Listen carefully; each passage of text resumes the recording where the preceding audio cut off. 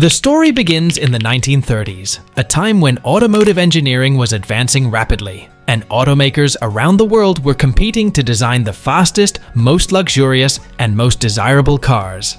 Among them was Bugatti, a brand synonymous with elegance, speed, and exclusivity. And at the top of Bugatti's creations was the Type 57 SC Atlantic, one of the most coveted and valuable cars ever built. Only 4 Bugatti Type 57 SC Atlantics were ever made, each handcrafted with meticulous detail, blending art and technology. The Atlantic wasn't just a car, it was a statement, sleek, aerodynamic, and striking. Its design was a fusion of curves and sharp lines that made it look almost futuristic for its time. Underneath its beautiful body was an engineering masterpiece, a supercharged engine capable of speeds that were unimaginable for most cars in that era. 3 of these Atlantics are accounted for today, held in private collections and museums, and each worth upwards of $40 million. However, the 4th and final Bugatti Type 57 SC Atlantic vanished without a trace. This is the story of the unsolved disappearance of the world's most expensive car. The Bugatti Type 57 SC Atlantic was the brainchild of Jean Bugatti, the eldest son of company founder Ettore Bugatti. Jean was a brilliant designer and visionary who had a hand in shaping Bugatti's legacy. The Atlantic's design was heavily influenced by the aeronautical industry, which was a significant source of inspiration at the time. Its unique body, made of a lightweight magnesium alloy called electron, was riveted together with an unmistakable dorsal seam running from the front to the back, almost like a spine. This design made the car stand out, giving it an otherworldly appearance. The second of the 4 Atlantics, known as the La Voiture Noire, or the Black Car, was delivered to a French industrialist named Jacques Holzschuh in 1936. This particular car, chassis number 57453, would go on to become the world's most expensive and sought-after vehicle, after it mysteriously disappeared during World War II. Today, this car's value is estimated to be around $100 million, if it were ever to be found.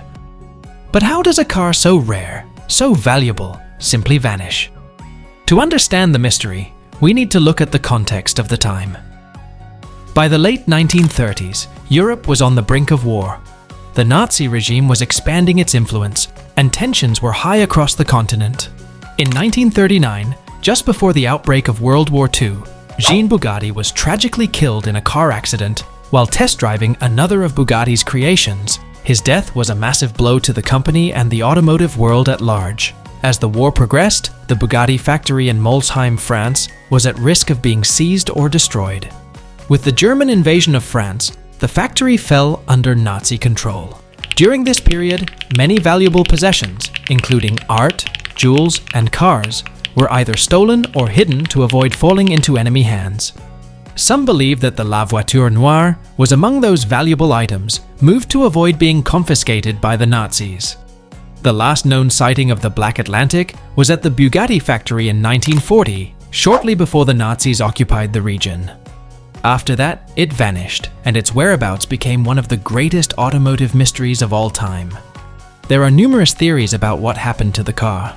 Some believe that it was hidden away by Bugatti's employees to prevent it from being taken by the Nazis. Others suggest that it may have been sold off in secret to a private collector, possibly even smuggled out of the country. Another theory is that the car was destroyed during an air raid, or by the occupying forces, its remains lost among the rubble of war. One compelling lead comes from a French automotive journalist, Serge Belleau, who reported that the car may have been shipped to Bordeaux, where it was placed on a train bound for safety. However, the train and its cargo were never seen again. Was it intercepted, or did it meet a more sinister fate along the way? No one knows for sure. Some historians believe that if the car had been smuggled out of France, it could have ended up in the hands of a private collector in Europe, or even America. There were many affluent individuals in the post-war era who had the means to purchase such a rare vehicle and keep it hidden in their personal collections. However, despite extensive searches, no verified traces of the car have ever surfaced. What makes the story even more fascinating is that the Bugatti Type 57 SC Atlantic wasn't just valuable because of its rarity. The car was a mechanical marvel. It featured a 3.3-liter inline 8-cylinder engine that could push the car to speeds of over 120 miles per hour, unheard of for the time.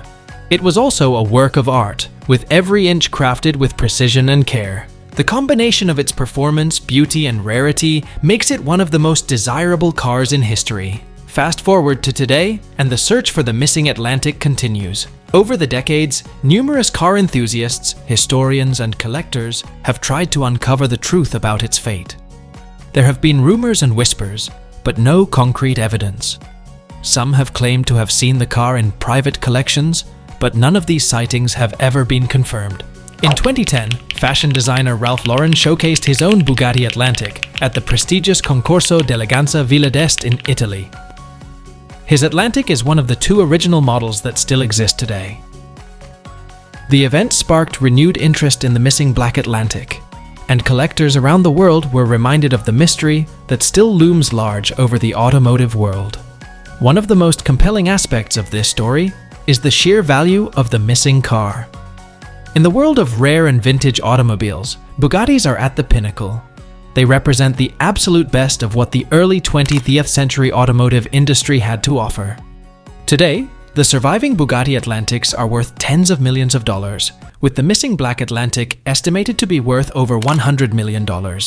If found, it would likely set a new record for the most expensive car ever sold. The mystery has even attracted the attention of forensic investigators and treasure hunters. In recent years, there have been efforts to track down the car using old war records, auction documents, and any available leads from the time. Despite these efforts, the trail has always gone cold. Some believe that the car is still out there, tucked away in a forgotten barn or garage, waiting to be rediscovered. Others are less optimistic, suggesting that it may have been destroyed or lost forever. Regardless of what happened to the car, its legacy lives on, fueling the imaginations of car lovers and historians alike. And so, the world continues to wait, with anticipation and curiosity growing stronger over time. Will La Voiture Noire, the missing Bugatti Type 57 SC Atlantic, ever be found? Or will it forever remain one of history's greatest unsolved mysteries, a symbol of unparalleled beauty and craftsmanship lost to the devastation and chaos of war? One thing is undeniable. If the car is ever discovered, it will be one of the most monumental finds in automotive history, not just for its staggering value, but for the enigma and legend it represents, cementing its place in the annals of history. As time goes on, the legend of the missing Bugatti Type 57 SC Atlantic grows ever larger, capturing the imaginations of car enthusiasts and treasure hunters alike. With each passing year, the mystery deepens, adding layers of intrigue to the car's disappearance, making it even more elusive and desirable. Collectors, historians, and automotive aficionados continue to dream of the day when the Black Atlantic will finally re-emerge from the shadows, restored to its former glory.